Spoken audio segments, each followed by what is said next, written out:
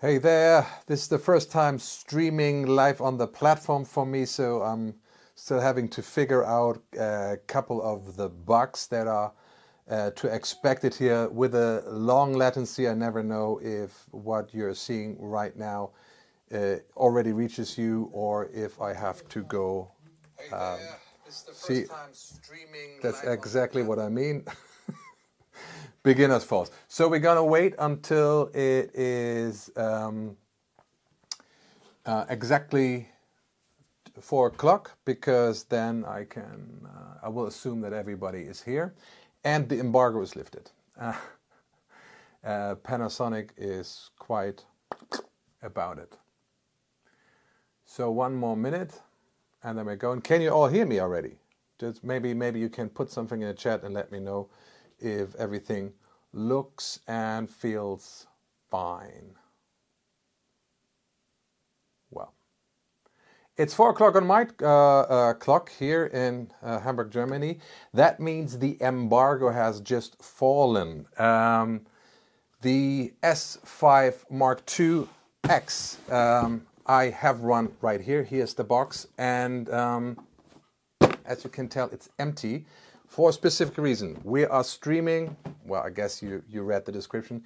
We are actually streaming right off the camera over the network here. So it doesn't go through OBS, it doesn't go through ATM or anything. We are streaming right off the camera. That also means, of course, that I cannot switch around and show you other perspectives.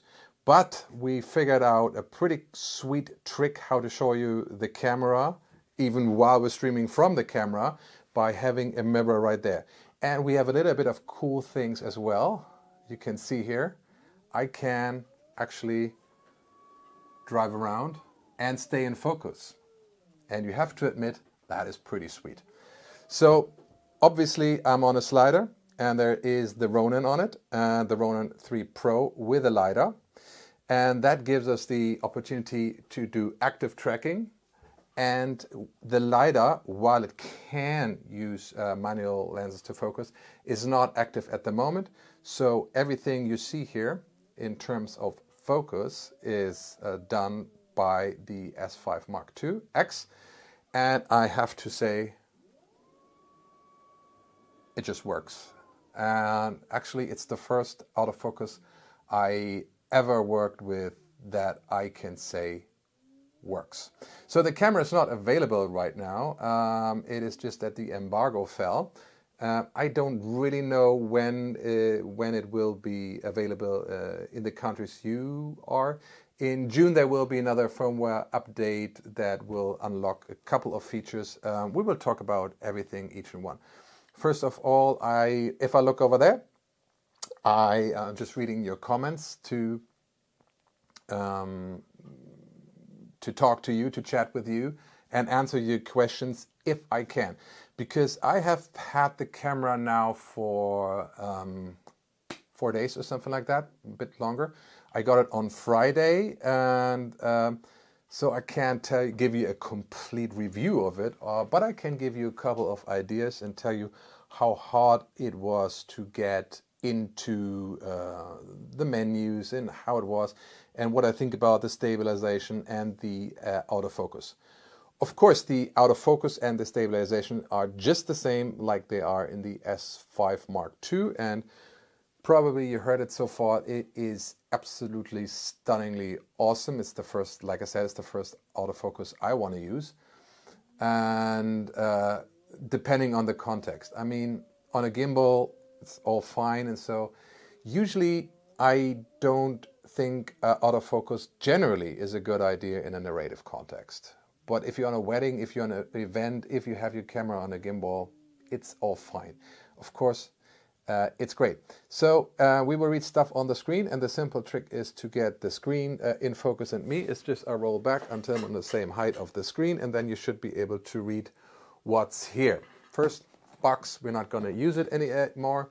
By the way, the lens on the camera right now is the kit lens 20-60, and I'm just amazed about how close that thing can focus. We are at 28 millimeter right now, and you can see you can basically drive right into my nose, and the thing can still focus. And see, there he lost me for 1 second, but I think that's totally fine. By the way, camera is set to eye detection, which I think is the best for a context like this where you have a talkie. So I'm trying to read the comments at the same times. May 26 is in the US, the official sales date, says Chad. Thank you for that. Does it have 40/60 in a crop? Yes, but we will go through the codecs later. So the basic difference, at least in the video world, and you know we're a filmmaker channel, so we're talking about that. The major difference between the X and the non-X is the fact that it has different codecs. It allows external recording, and when I say different codecs, I mean ProRes, and that does the 4:2 flavor.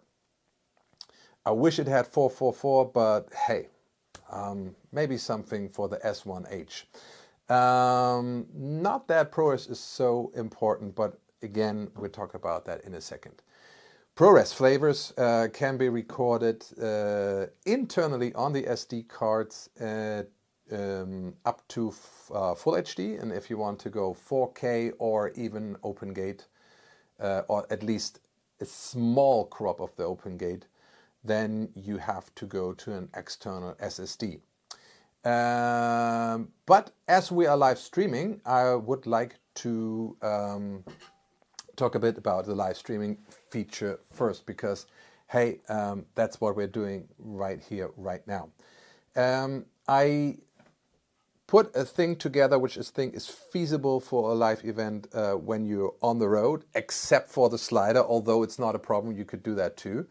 But right now, as long as I don't move the slider, you can see that everything I do right now is exactly like you can do it from an event. Maybe you go to a fair, you go to IBC or something, which we're probably going to do this year, and stream a bit live from the IBC thanks to the S5 Mark IIx that will allow us so. So how that works is actually you can either set up an event in the camera. The GH5 II has the same features, so it works exactly the same way if you are already familiar with that camera, or you can watch tutorials about that camera, how that camera does that. But basically you go in the Sync app and press on streaming, and then you can choose whether you just want to open a new event on Facebook, YouTube or whatsoever, or you go through the stream key, where you can just put a stream key in and stream to an address with the right stream key, what I'm doing right now, because this enables you to create an event like on a platform like YouTube, and schedule it with all the normal ways how you're used to it and how you would do it. And later on, all you need to do is press record button. And instead of a red dot in the corner, you have a little blue antenna that streams. And that means it streams to the key that you put in prior. You can save that. What I dislike about that feature is the app could be done better, and I think a whole Panasonic is working on that. So it's much easier to communicate with the different platforms. For example, if I press the link in there, it doesn't open in the app on the phone when I'm on the road. So it's a bit of a hassle right now, but it's all, I think, smaller things that are quite easy to fix. So those are the good things. Now, when you are streaming tetherless, what I'm doing right now, so just over the LAN Wi-Fi, then you are limited to full HD. That's why this stream is in full HD. If you want to stream 4K, you can, but you have to tether the camera. And you will soon find out that the one USB out of the camera is a very scarce property, and you need it for several things at the same time. that you don't really, so you want to save that, you know, exactly, for maybe powering the camera, for maybe an external SSD, for gimbal communication, for example. If you don't have the LiDAR, which sorry, in English, LiDAR, it's a bit stupid for Germans to say LiDAR because it means, unfortunately. So the LiDAR that is on, doing the active track now has its own cam, so you don't need to connect it to the camera. Otherwise, again, you lose that port. There was in the beginning of the chat the thing, what do you do when you want to power the cam and you have the SSD in, or for example, you're streaming? Well, there's a very simple answer to that question, and that is, of course, a battery adapter. It uses different batteries than the GH lineup, so of course you're going to need different batteries and a different battery adapter. But these are available in USB-C, and so before you get too excited about that, if you want to put it on a Ronin or something, the Ronin has no power ports, so they have too little juice to do this, meaning that you can't power this to this thing, and you need an external power solution. Tilta and SmallRig have like power distributors for the system, which makes, I think, a lot of sense. Or you do what I do right now. I will show you in a second. I have a V-Log battery mounted to the gimbal, and that feeds everything that I have on the camera beside it. And what I have too is a little monitor, and I will show you in a second, right under the lens that I can talk to, because I find it terribly hard to just talk into a lens and stay focused. Also, this allows you to see if your audio works, it allows you to see if the recording still works, your battery life, everything you need to really know, and you all have it in one thing. Alternatively, of course, you can display on that monitor something like the chat or text, making this a very capable teleprompter. And it has some other very interesting and important feature, is when I look at myself or control it, I would look there, right? This is exactly, now I'm looking on the screen of the camera itself that is switched out, and you can see right there, now I'm looking at the monitor that is mounted in front of it. You see different, this is more like a third person interview, and this is like first person. So that already matters, this little bit. Plus, and here's a really flaw in the design, the cable ports and the doors obstruct the screen when you do a selfie. Let me show you what I mean. I will switch off active track, and then I just press double. And as you can see, we have, and you can see my setup too. That's just a slider, it's a Rhino.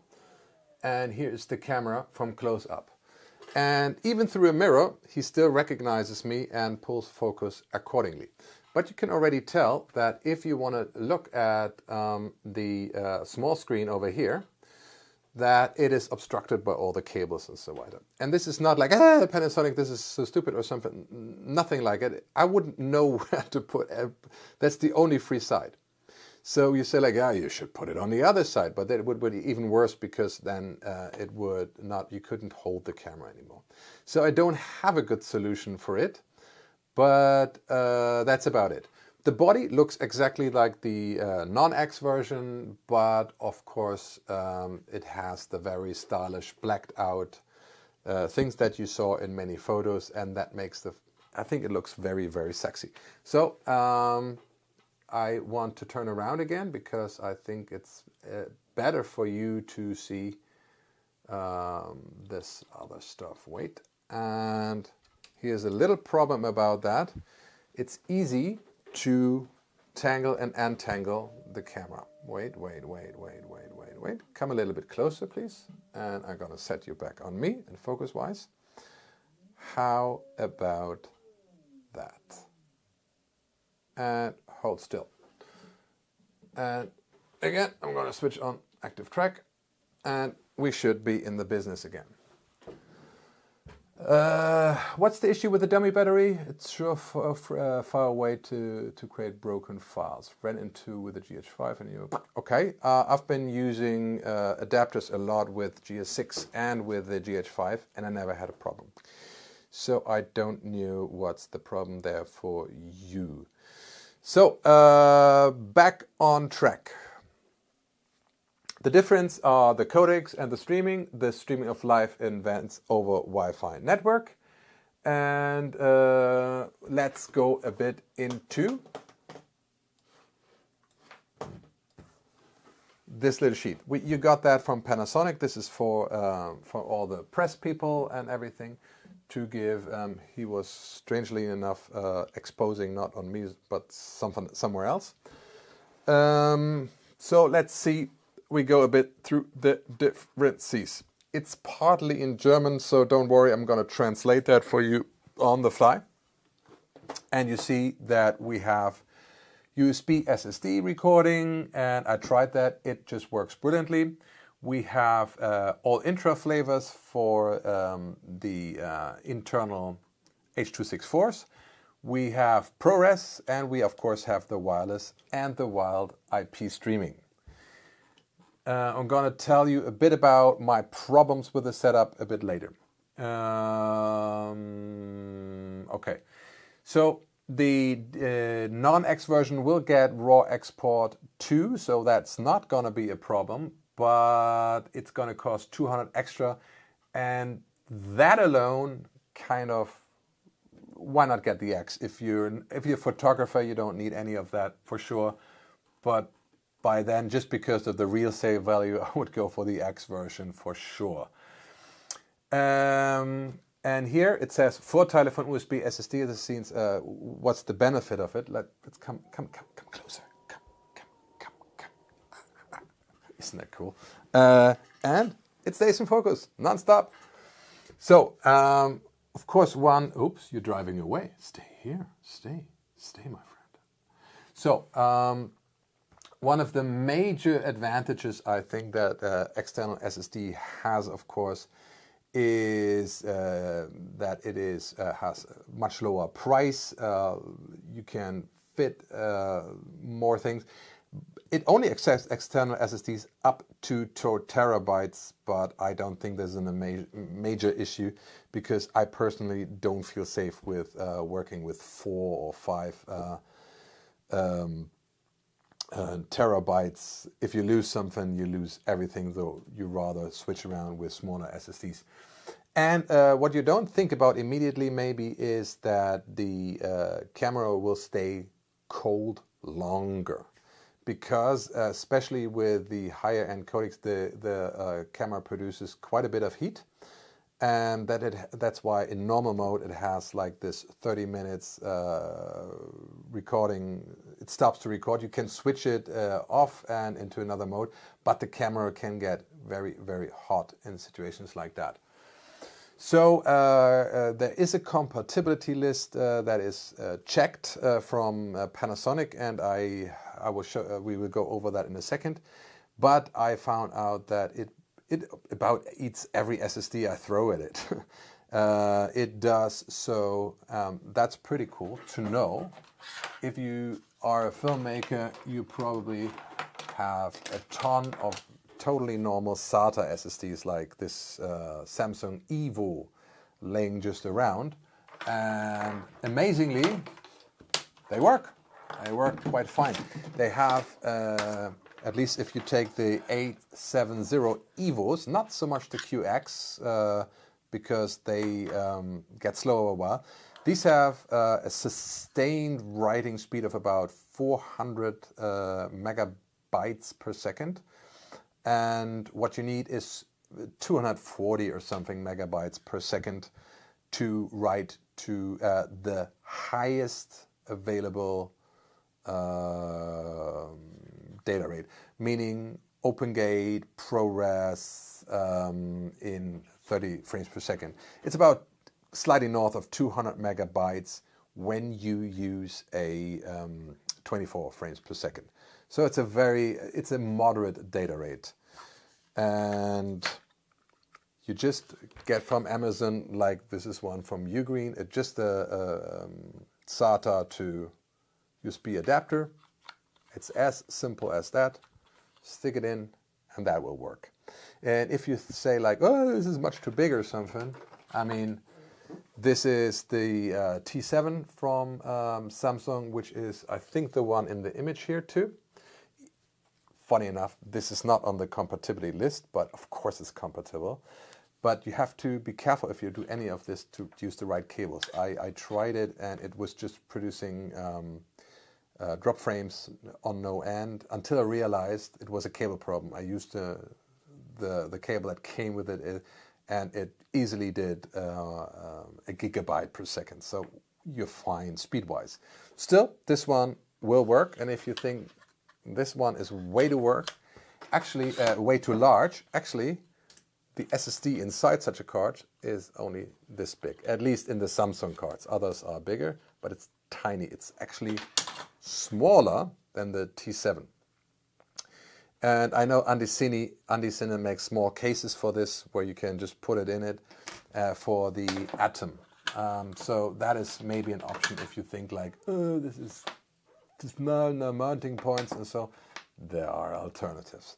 So I found that interesting that it just swallows about everything that is fast enough.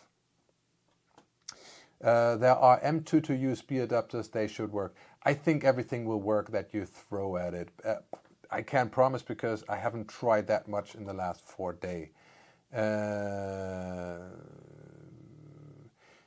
M-SATA, M2 SATA, yes, M2 SATA. This drive, I'm just reacting to something in the chat now. They're saying like, hey, M2 SATA, M2 SATA will work, but not PCIe. I think that PCIe might work with the right adapter because this is PCIe. Otherwise, it wouldn't reach a gigabyte per second. The hard limit of SATA is 500, and with overhead and everything, you won't get more than 450 out of it. So this is PCIe. So as long as you get USB on the other side, it should work.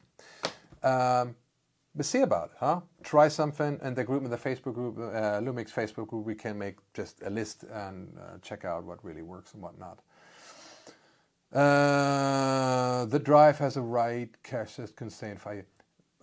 Almost everything that sustains 500 right now, at least the better ones. Like you say in the chat, it doesn't really matter. Let's go ahead. What's new and which is out of the embargo? This says embargo ends at 16. It's 16/21. I feel safe now. It says BRAW compatibility. I don't know if that leaked before. I haven't seen it. So it's not only ProRes RAW. You can use BRAW recorders as well. The compatibility for is Atomos Ninja and Shogun Connect. So that is pretty sweet. And now I'm overexposed. Now it's better. Every time I turn my back and I turn back, he loses, or he thinks, oh, that's darker. I have to make it brighter. Of course, in situations like this, I should actually switch it to complete manual. But I wanted to have a setting in the camera that I could use when I'm carrying around the gimbal, just to see how he would deal with different environments. Yes, you can obviously use the Blackmagic Video Assist 7 and 5 versions with 12G HDR to record BRAW, and these are the codecs. What I always find sad already with the GH6, and when I made the review for that one, is that it doesn't support open gate flavors. So the best you can do is 16:9 when you use or almost the full sensor, which is 6K. You can do 5.9K here with 16:9. If I do a digital negative in a narrative context, and I see a reason to use RAW or ProRes RAW or even ProRes HQ, then I'm really after that little bit of quality that I might not get when I do the 4:0 color sampling. And if I go through all that mess with external SSDs and everything, I would have liked to record the whole sensor. There must be some major restriction that maybe with the HDMI connection that forbids that, because I've seen as far the flavors, at least in the 6K modes, are over 16:9. You can get 70:9 and 4:3 crop modes, of course, for anamorphic, for example, or for DCI 4K, or for experimental stuff. If you want to film your own Grand Budapest Hotel 4:3, no? So you can do that, and you can get a higher sensor than you do in the 16:9 RAW version. And you can do that up to, well, 60 frames per second, but not in the 6K. RAW is 30 frames per second max, and in the 50 Hertz modes it's 25 max. So you have to go down to a HPC crop if you wanted to have higher frame rates. No. Okay, but hey, there has to be some room for the Panasonic S1IIx to Mark II, whatever, to attract some people. And you have to say, for 2,500 euros, wow, I mean, it's a full package for that one. So, streaming, and that's what we're doing right now. You can stream live through wireless through a network. You can stream live to your phone, which I was not able to do. I tried my ass off, and it didn't work. I even switched out my my router, so he would only see the phone. Then he saw the phone, connected to the phone with a wireless hotspot. But in the second where I switched on the LAN again, it didn't work again. And I think it's very probable my problem and not the problem of Panasonic. But I just had the camera for a couple of days. This will be, of course, essential when you're in an event or something, that the camera is able to stream to your phone instead, or over the phone's hotspot instead of thing. Then you can tether it, and you can, if you want to, you're limited to full HD. I said it right in the beginning. You're limited to full HD.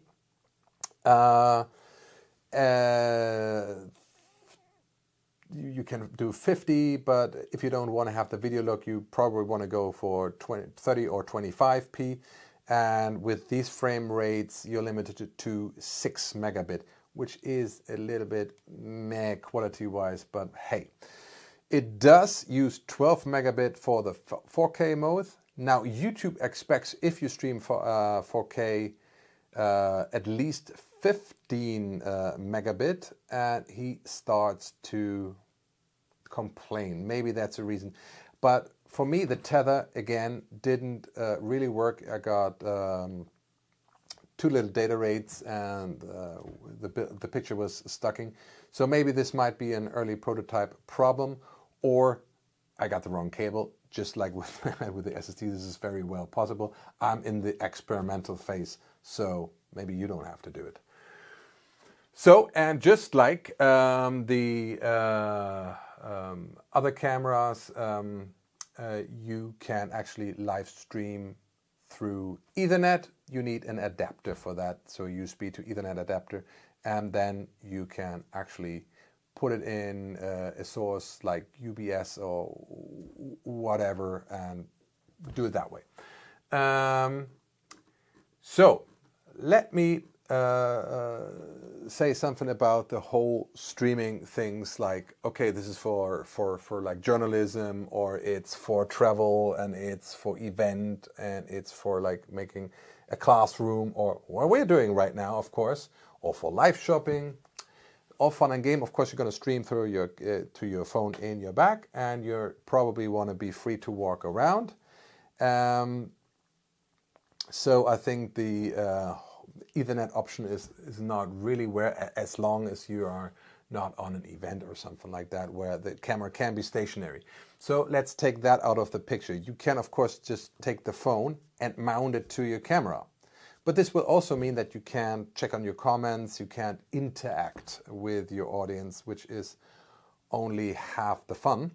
So you want to have, at least when you do that, your phone in your hand, which means you can't stream it, or you need a very long cable. And I have the feeling that it doesn't work for me, has something to do with the cable length. I will check out if that's true. So basically, for all these environments, you are limited by practicality reasons to full HD, at least at the moment. But that actually, as you can see, I think it works like a charm.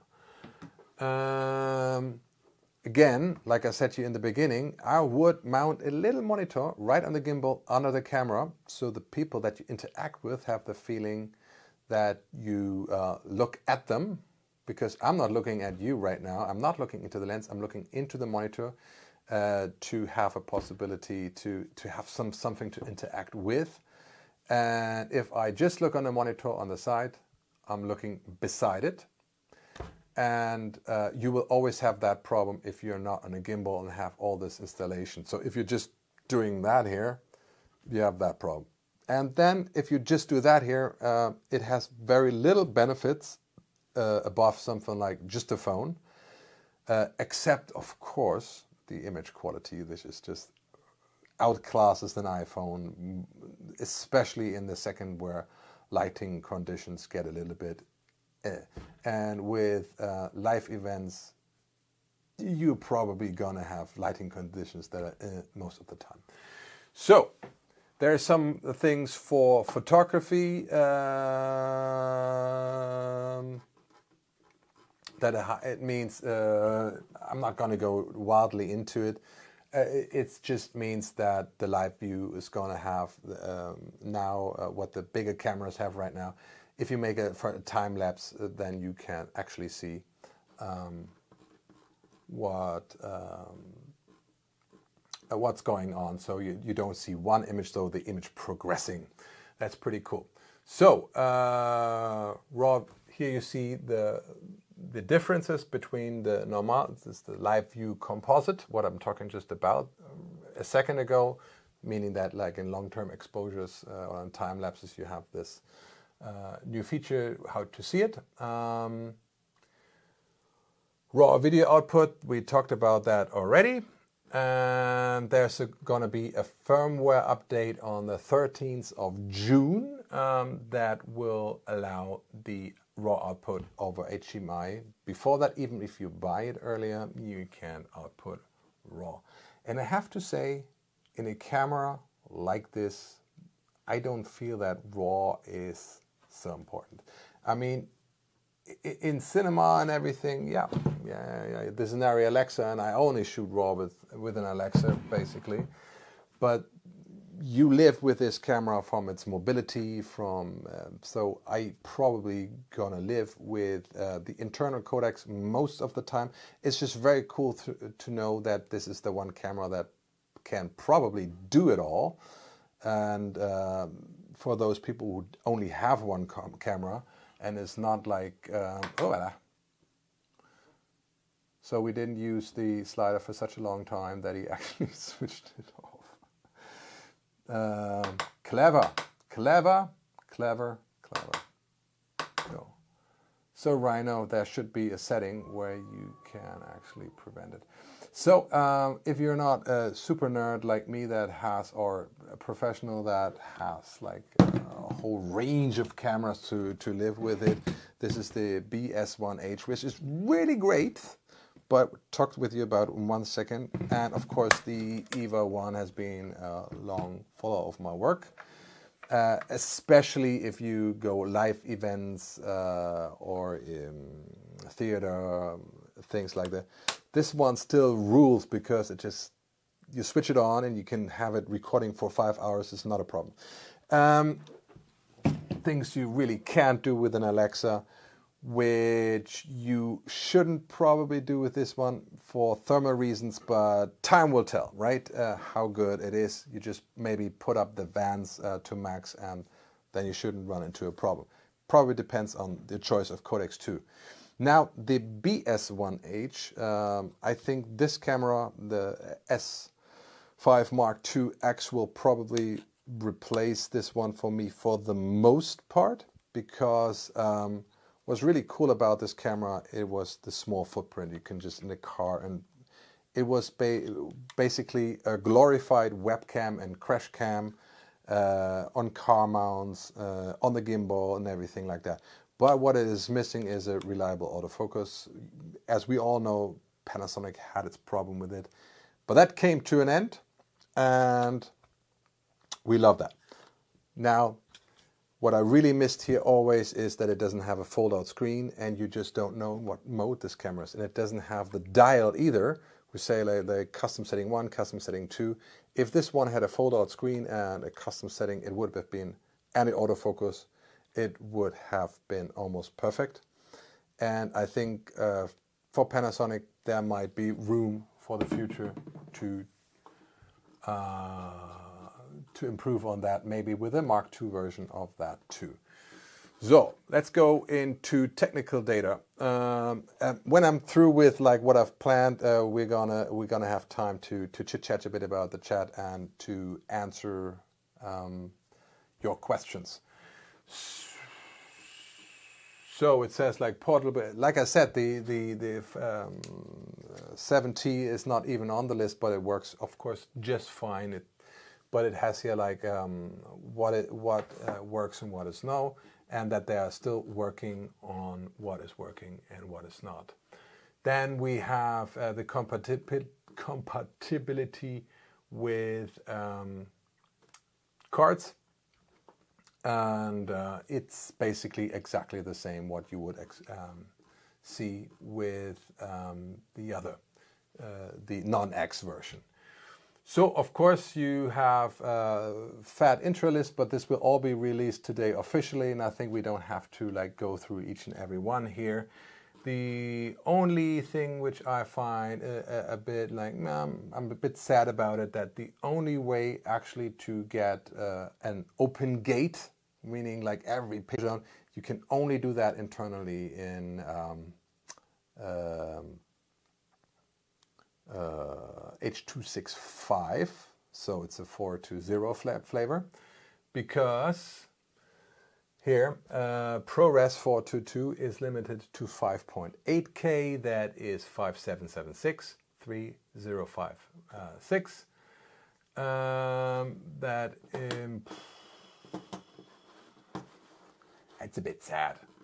So you can see, when you want the full frame, the 6K is like 5,925 times 3,968 3x2, and I think that at 200 megabits per second. By the way, you won't see the difference between the ProRes 422 HQ and the H.265 in almost most cases. It's more important for green screen work and stuff like that, where the color sampling really makes a difference. Otherwise, it doesn't really.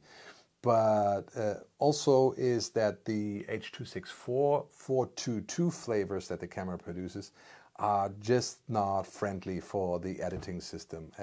I have like a hell of a Mac Pro under my desk, and it rips through ProRes. Okay, so I have an afterburner card, and rips through ProRes and rips through H.265, no problem. But the 422 flavor is a problem, probably because it's a very unique flavor to do the 422 and H.264, and that is not supported in any hardware on the cards or anything. So I think I'm through with the pure data, and we've been on it for 40 minutes. By the way, we are now using the camera autofocus non-stop. So 2 bars down of the battery. So I expect the camera to last an hour or maybe even 1.5 hours. Which means I should go a bit in the chat and we do a bit Q&A, okay? For that, you can come very close or we go a little bit further away. How about this? Stop. The active track, I like it. It's a bit fast. This is, by the way, slow active track and not the fast one. I think they should... DJI, if you can listen to me, we need a cine mode that does it like la la and not this slow, okay? Just call me. Please let us know if Lumix has paid off frame rates from 220. I don't know, I haven't tried yet, and I cannot switch the camera within a live event because the camera is automatically switches to the thing where we stream in, which is 24. But I can look at that later and post something in the Facebook Lumix group. Maybe I can answer on this too here in the stream. Actually, talking about lighting condition, can you show us an example for lighting conditions? Well, I could just switch off the light in the room right now, but I... as it's not a new feature of the X, but it's the same sensor and has all the same abilities. This, I think you could easily just go to Lumix S5 Mark II review and see what it is. Well, I don't know, but usually these kind of sensors, the full frame sensor of this size are Sony builds. And we all know they are terrific in low light, and I don't expect this one to be anything different to that. You mean if the autofocus works in less light? The focus, especially eye contact, has to see the eye to focus on eye. Come on, let's do this. I switch off the lights for a second and we just try if it works. Of course.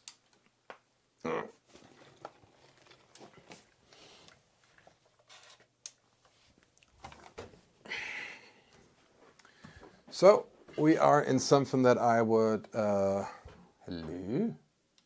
Sorry, of course the auto track lost me. Now we are in something that I would call a dim situation, and as you can see, it already struggles a bit more than a good light, but it still works just fine. See? And if you say like, hey, that's not dim, it's because the camera, it's an auto exposure, upped the exposure to 5000 ISO automatically. The lens is very slow. It's the kit lens, and it's like at this, I think it's 4, at least at this focal length, it's an f4. But I wouldn't necessarily do something like that with a faster lens anyways. I will switch off that light now to see if there's any difference, because this is not much light, so it's already dim. I would never do it in a normal circumstance with this little light.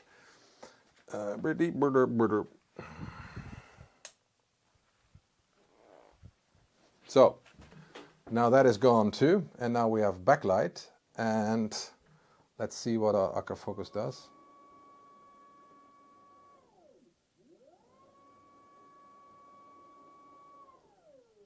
Works just fine.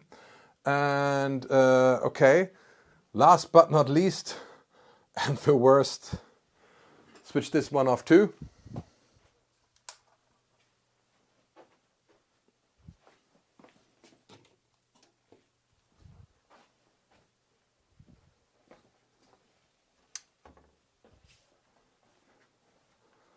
So by all means, now it's dark in this room.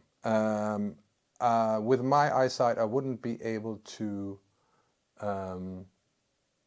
read anymore. This is dark enough for that.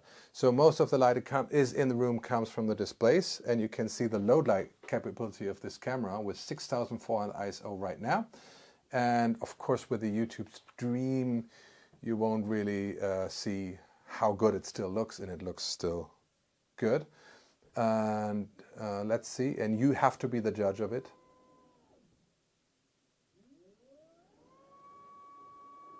The tracking mark on my eye that I see right under the lens has no problem following me around.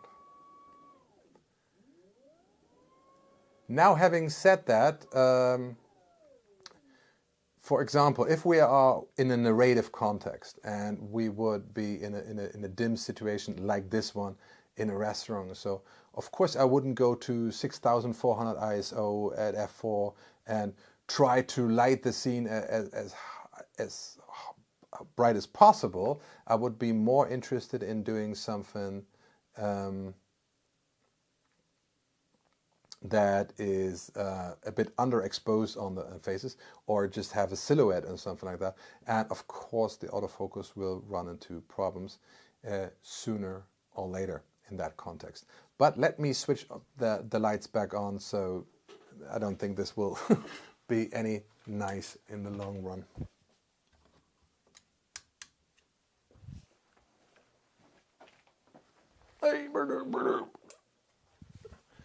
So I can still talk to you while I'm making like a youthful jump on the floor and under the table and everything. Of course, this is not designed to switch on and off on the fly. So we are back, and now he has to, and he adjusted with this speed to the whole situation. I think that is pretty sweet. Oh, I forgot to switch on the normal light of the room. So I'm back with you, and I'm gonna switch back auto track back on, and get away from me. Go away, go away, go away. So the face detail is good. Yeah, I think so. Well, today I have to say, I say, there's very little difference in image quality between, for example, something like this, or even the EVA with a crop sensor and this, as long as you feed it good light. But in the moment where you have very little light, this thing becomes king, or the full frame cameras become king. Now, is the image as good as, I don't know. I haven't tried them side by side, and if that's something you are interested in, I could, not right now of course, because this camera, it's an XTM, so it needs fiber channel wire into the body or something. But it could be something interesting to just mount the S5 on it and run through the forest and just see how cinematic the S5IIx can get next to something like the beautiful image of the Arri Alexa that kind of made our vision of how digital cinema should look. So let's go further. Yes, dark but not seeing crazy noise like with the GH4. That is not comparable at any stretch. And I did have the GH1, the GH4, the GH5, the GH6. The GH6 I gave back to Panasonic. That was just a loaner. But if you're interested, you can watch it on my channel. By the way, if you're not subscribed to our channel, please do so. And I'm planning to do more live events like this because, hey, I now have a very capable camera and setup that can do interesting things in that regard. But usually we will do that through Stream Deck. So I can switch between different cameras. We have like everything you need overhead, and I just used like something like the DJI mix because openly usually I would use a lavalier, but I found it interesting to use a setup just like I would do it on the road, where you maybe don't have the time to do setups with lav mics, and so, like for example, if you do interviews on the street, on a fair, you don't want to, hey, can I touch you, and wire some lavs around. You just clip it in, and that's about it. So for that, it's just great. Why would you even live stream with that little light? So the focus seemingly pulled to the television and the door handle a few times during the dolly, but it seems to keep focus more than half the time. Really? Because I can see like a clip around my head with a thing on my eye, and it barely loses this. Or maybe you're talking specifically about in the darkness, which is, of course, something completely different.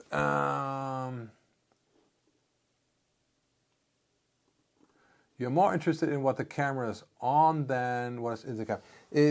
I think when we finish it, I can turn it around and we can talk a little bit about what the camera is on. But I think most people are here because of the camera and not so much of the dolly.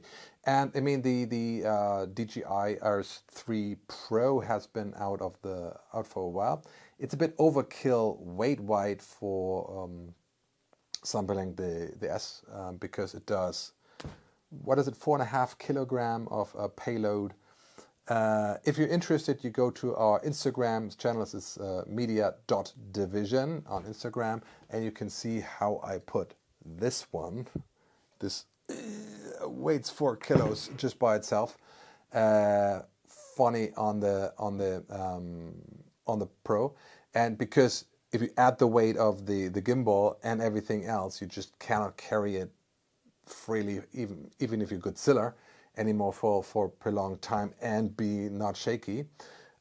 We used it on a tilt-a-float, which is, by the way, a cool thing if you want to have a quick, strong arm to stabilize, just for narrative work. I don't think it's something that you should do in an event because you're like the Cybertron guy, you know? So would you like to try out the LXMT in a broadcast?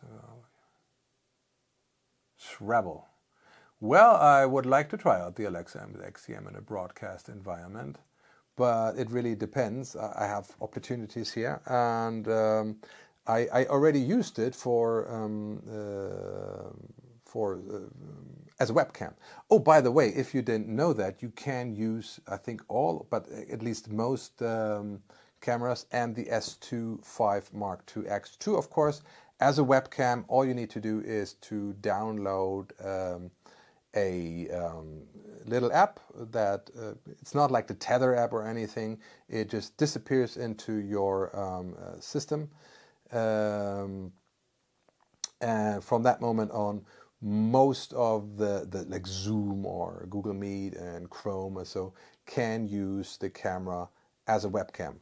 One downer there, you can't use the mics of the camera, so you always have to have something that plugs into the computer extra, or use the microphone of your laptop or anything like that. But if you want to surprise your counterparts with something really awesome image-wise, you can just plug it into the computer right here on the gimbal, and like in this setup, with a long USB cable, and be like, hello Zoom call. Huh? If you want to have a presentation, for example, in a company, I think that is pretty sweet. Right. I love the autofocus. I really do. Not that please, in a narrative context still, the autofocus doesn't know what you want. Of course, most of you are at least earning money with filmmaking, so you perfectly know who I'm talking. But for those who maybe not who are prosumers or just ambition and hobby people, in a narrative context, do manual focus. It looks better because you feel it. You feel the speed that is just right, that goes over, and it doesn't necessarily mean that just because something is the foreground or something is the face or something that you want your focus on there. So as you know, we have the LiDAR on the camera, and it has basically the same problem. It can focus to something, but the camera doesn't necessarily know where to focus to in a storytelling context. So manual focus, rules. But of course I couldn't in this way, and this is where it's great for stuff like that, especially for single shooters, to have that option.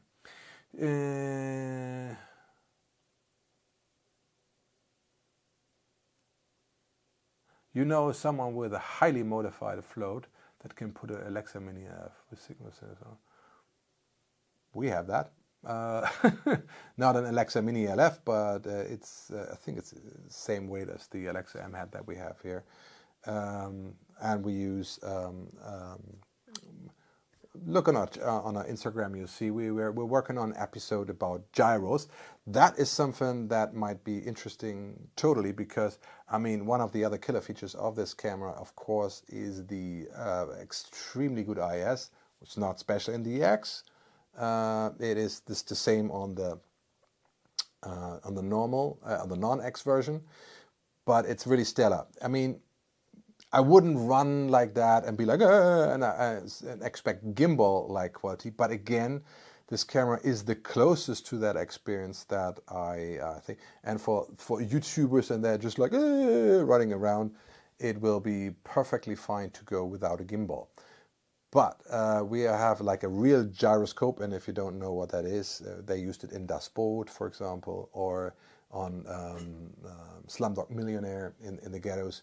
If you want to have something that looks like handheld, but still has this energy, this involvement, a gimbal is not so great because it kind of kills the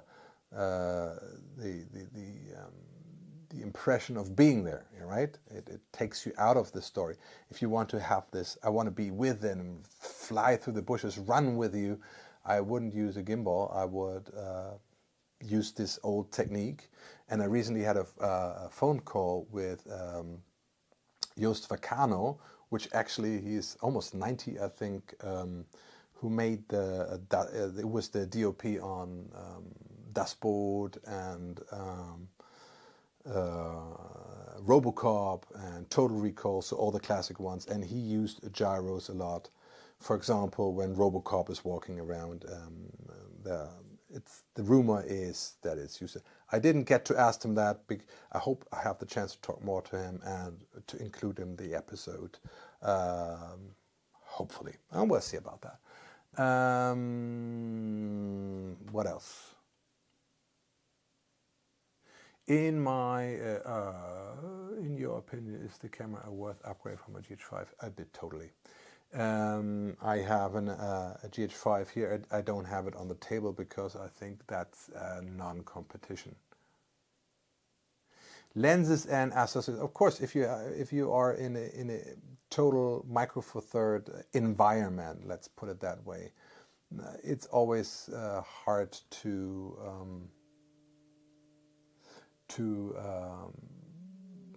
say goodbye, and you can't lose all your lenses and everything. I get it, but size-wise, having the used the GH6 and the GH5, size-wise and weight-wise, they're not that far apart. I mean, the GH5 is certainly lighter and smaller than the S5, but the problem is more the lenses actually weight and size-wise than it's the camera body itself. But the image stabilization is a ton better. Low light is absolutely no competition. Autofocus is absolutely no competition. With the streaming and everything, I would say it's a no-brainer. I think the Micro Four Third, I think the time has come, right? Not that I don't like the GH6, I do, and what it does definitely better than the S5 is high frame rates, like the 120 frames per second 4K that you get out of the GH6. We have a review on our channel about where we use this a lot for slow-mos.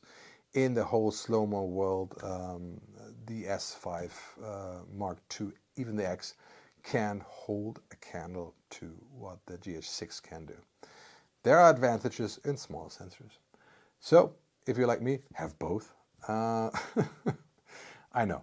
So, but everything else is this one. And it has the very beautiful advantage, of course, that it's much, much easier to adapt vintage lenses 35mm lenses and have fun with those. Per the focus, yes, I was speaking when the lights were off. Oh yeah, makes sense. The text on the screen and handle were sharper than your face. Yeah, okay. Ah, okay. So we see like if he can't see your face, he can focus on the face. This is where the LiDAR might come in handy. The LiDAR, sorry, German is LiDAR. Where the LiDAR might come in handy, and just switch to LiDAR. LiDAR has one problem, and one problem only as far as I can tell, and that is the price. It's like almost 600 euros for something that is quite a gadget. Please send me those cameras and lenses when you're done with the broadcast. Sure! If you experience so far, how do you feel this compares to the side of the... Yeah, I think I gave you a pretty good overview of that already. Would you love to see us more content about 3D printing in regards to adapting wild lenses? Well, I don't even have a 3D printer, and I think the stability of at least what is affordable to us is not really there. I like machined metal for that kind of stuff. Most of the lenses are pretty easy to adapt, and if we're talking about things like the Biotar, like the big X-ray lenses, again, if you don't know our channel, check it out. There's an episode called f0.7 where we use a massive f0.7 X-ray lens and adapt that to a camera. And the problem with the lenses like that is not really that it doesn't have a mount, which it doesn't, but it's flange distance, because the flange you need for 0.7 is much shorter than even E mount, which is, I think, the shortest of the full frame flanges. So the answer to that is, how do you focus to infinity with a lens like that? Is you take the sensor and rip it out of the camera. Yes, if you missed that episode, check it out. To me, the S5 is pretty much an S1H with face autofocus. Yes, I think that's a pretty good summing up. I think the S has its advantages in the whole ballpark with the frame rates and stuff. By the way, an hour is gone. We are streaming. I've been streaming 10 minutes later, so I've been streaming for 60 minutes. I didn't switch it on live, but I've been streaming and half the battery is through. So 1 hour of streaming and half the battery is gone of the camera, to just give you an over. I don't think it will last 2, because this battery tends to fall off quicker in the end than they do in the beginning. But I think in 1 hour or 1.5 hour stream, and you wouldn't go much longer than that anyways, is gonna be super fine. Is it worth upgrading from the S1H? If you need the autofocus, yes. Otherwise, no. Yeah, you got just, or if you need the streaming, like. But at this point, if you are an S1H user, not that I know anything, I absolutely don't. But I feel like that this will make it way in a Mark II version of the S1H. Just curious, are you using some automatic panning photo focusing right now? Yes, you can watch the stream from the beginning, and we are, of course, using the LiDAR from a DJI to do the panning. I switched off the tilting, as you can see, which you can do in the app of the gimbal. And we are on a slider, and you can see it in the beginning of the transmission. And we go through it in 1 second one more time when we're through the camera. Compared to Sony A7, I never used the 7S III. I feel this is compared a lot of bigger advantages, disadvantages. I don't know, I can't give you a sophisticated answer because I haven't used the Sony 7 III or in any of the A7 lineup.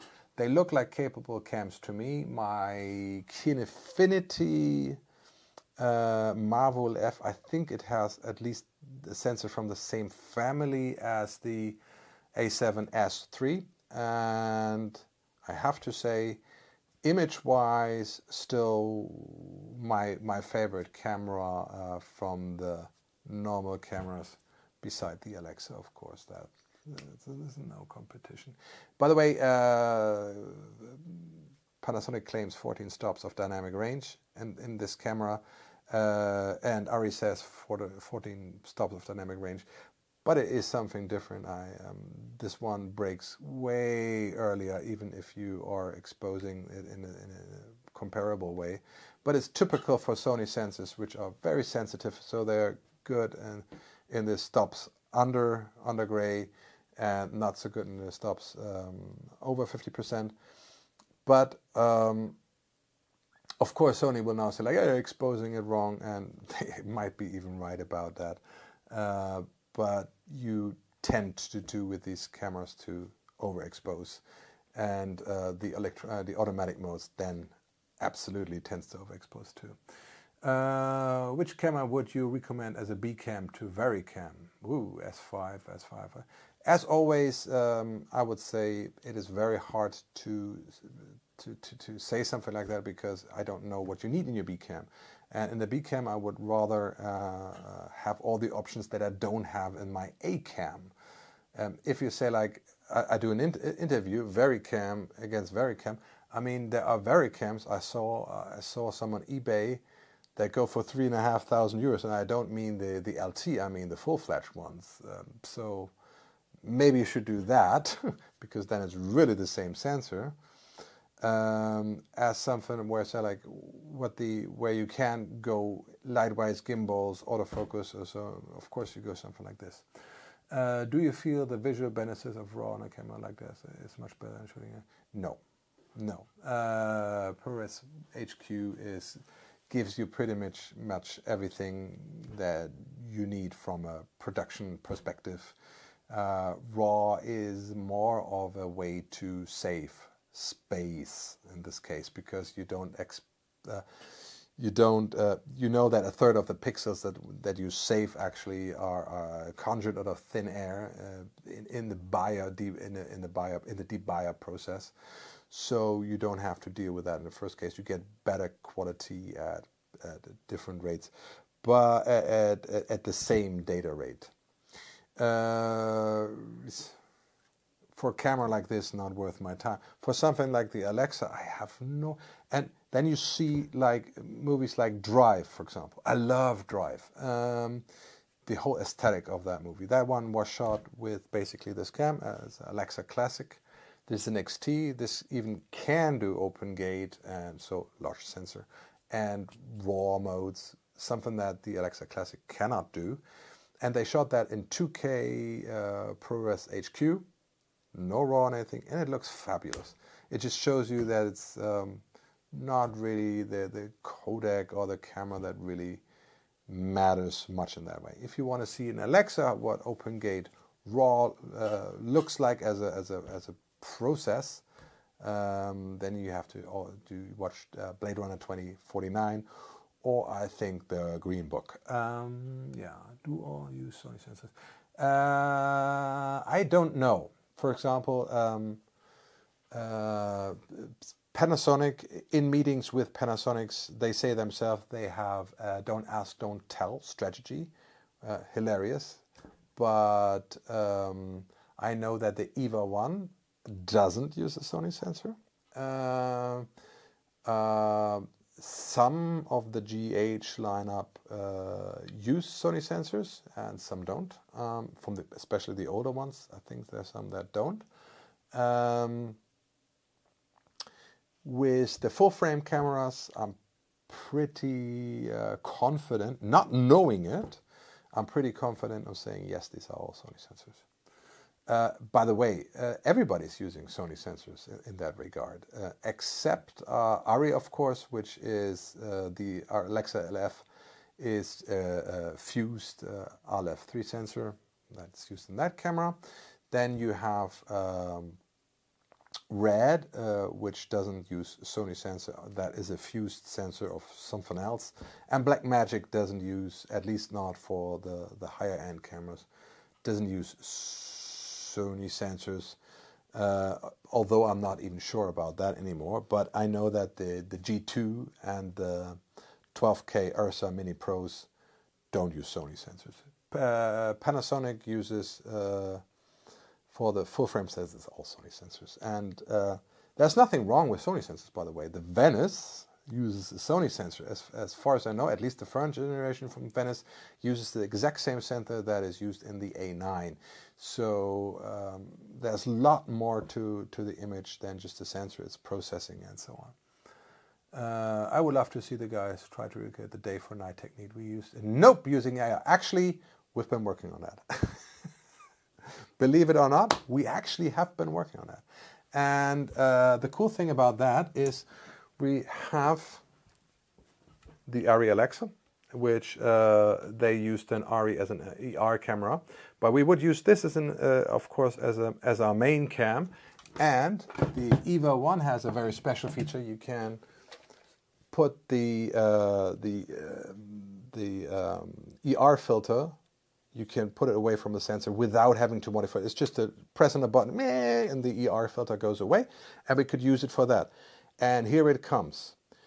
I've seen, probably you mentioned interviews with Hoytema about how he did it, and there's even online tutorials on how he did.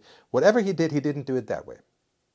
Because he said that the ER information, and I tried a variety of filters, different wavelength. The problem here is that he says you use the ER camera basically to have a matte of your sky, and then you can do a digital replacement of your sky, because the sky would always be black in ER, and that's just not true. You see clouds and everything, so you can use it as a key, like they try to show it in the tutorials, and like it sounds in the interview. So there is something more to it. To be just clear, there are very few scenes that use that technique. When you see the house or something, it uses lights on top of it. So the conservative way to do it. Just when you see the open deserts, then they use that technique. And I saw it and I thought, like, that looks absolutely freaking awesome. I want to do that. But I think there's a lot of work for it. For example, the car and the distant lights that you see, I think they had to specifically use ER sources. Although I'm not sure if they just used HMI because they're so hot that they make a very good HR source, infrared source too. Love Drive, yeah, me too. Yeah, I can't wait to see it. Man, looks like the sound is off voice. What? Sound is off voice? So we have a problem with this of his own voice. Man likes the sound of his own voice. Huh? Oh, I thought you said I have an audio problem. I like the sound of my own voice. I actually do, yeah. You want to see the setup one more time? Say yes. Because all we have to do is to go like here.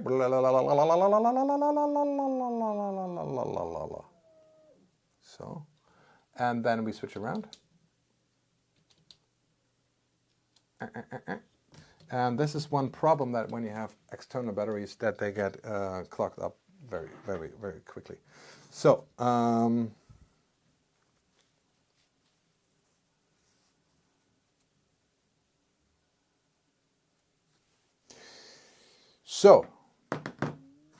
this is how it looks, and you can see I just placed a mirror over there because I couldn't help myself. Usually, you know, we have Stream Deck, we have everything, we have all the shit that you need to switch between different cameras.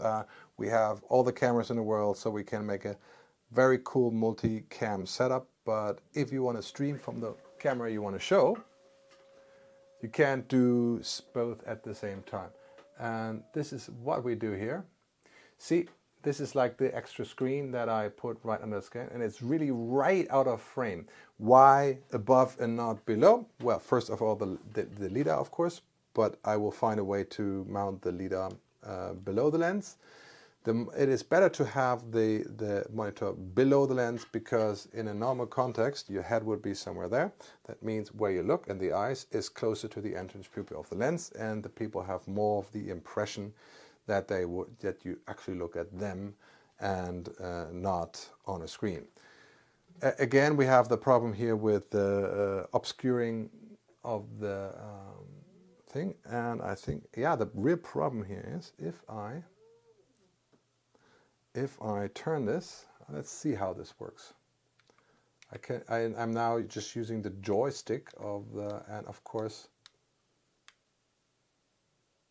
the problem is in the second I do that, you don't get a straight image anymore. That's the negative of a mirror, right? But we have the LiDAR up here, the LiDAR, I can't get myself to say LiDAR. Then we have just the DJI MiG. I will find another position for that. This is just taped on right now. You don't want to tape anything on a rig and a gimbal just in case, because if it's not in the exact same position, it will change balance. And we can, by the way, I love the through the auto locking and everything.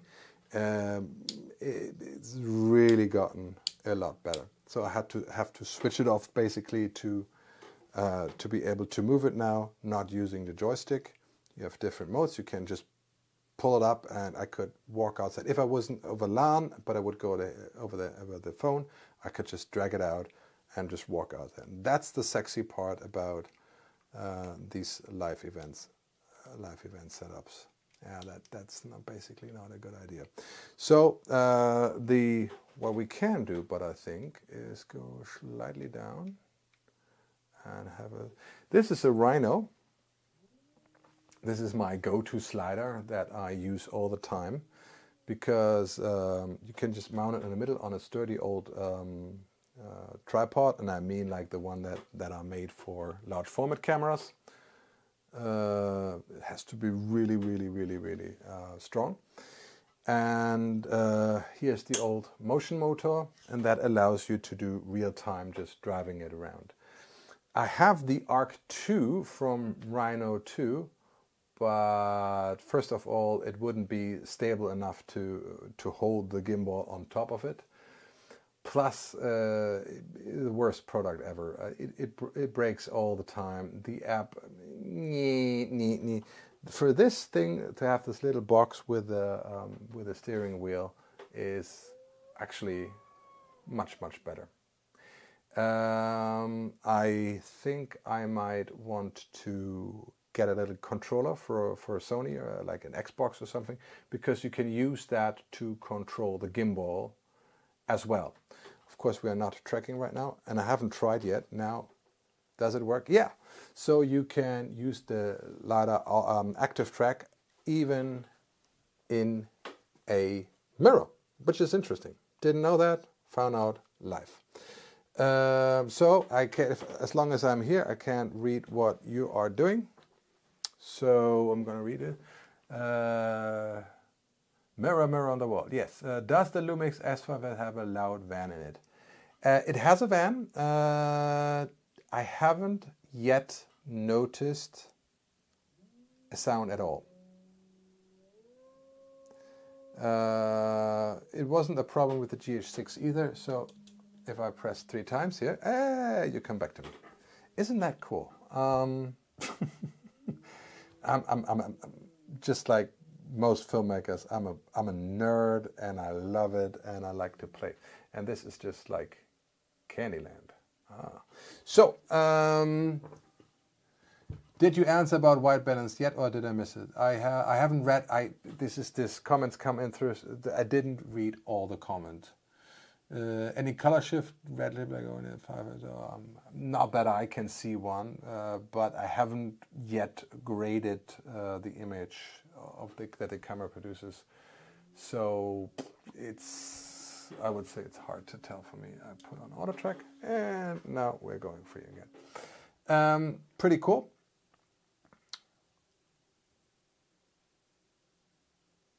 The white balance. It has auto white balance, and I don't even know. I think I'm right now in daylight because all the lights in my office are balanced to 5,500 Kelvin. Auto white balance. I used it outside, and it seems to work just fine. I think what Panasonic always did very well is auto balance. I really don't use it because of intercutting and stuff like that, and because the LUTs just react so differently if you have a drift of the.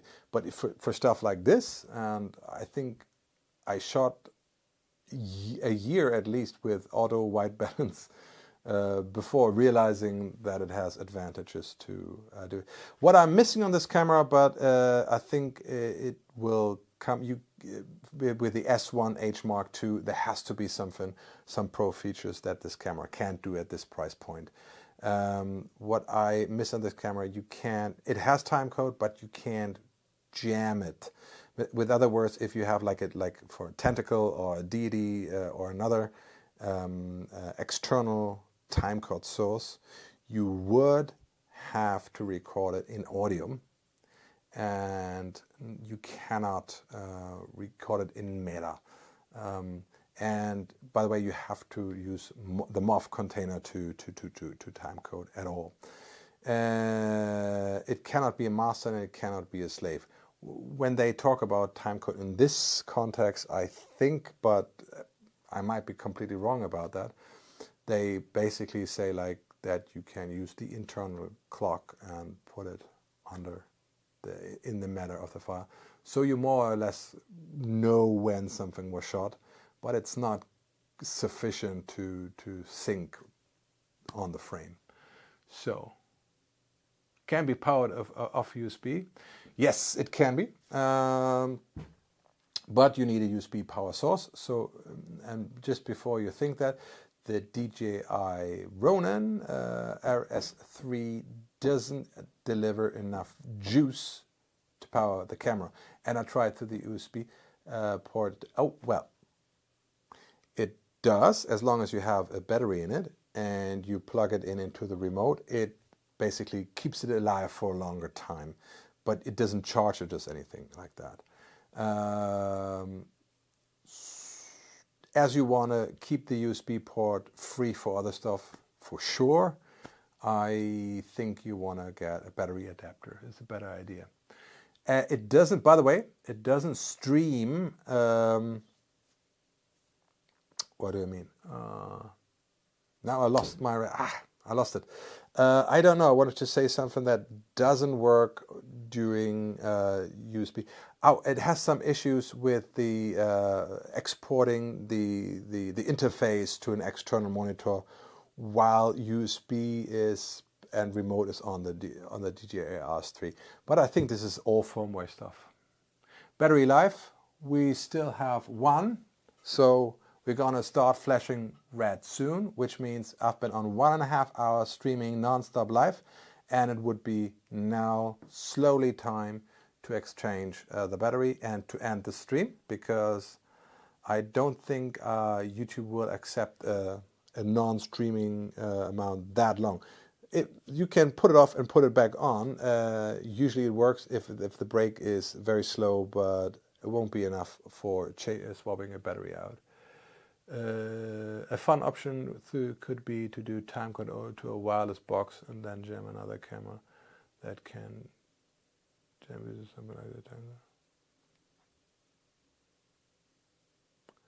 Yeah, but you can't jam this camera. That is the whole problem. I don't know how this would work.